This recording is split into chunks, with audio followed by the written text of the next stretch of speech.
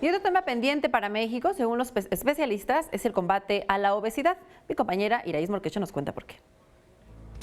El sobrepeso y obesidad en niños, niñas y adolescentes va en aumento, así lo indicaron especialistas del Poder del Consumidor.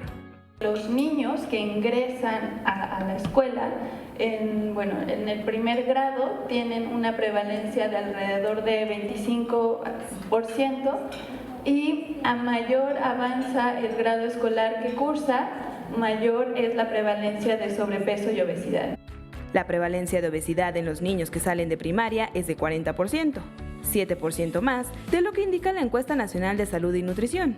Y es que de acuerdo con los especialistas, el ambiente obesogénico en las escuelas y en las calles propicia que los pequeños consuman comida chatarra y bebidas azucaradas. Son accesibles económicamente de alimentos y bebidas no saludables. Estos productos tienen una millonaria publicidad, por lo tanto penetra en muchos medios y hay una ausencia de herramientas informativas, que permitan a los consumidores hacer elecciones saludables. Esto ha permitido que cada vez los niños, niñas y adolescentes sean más propensos a adquirir diabetes.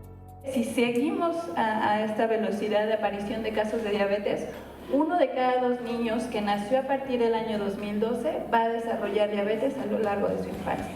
Esto nos da un panorama para 2050.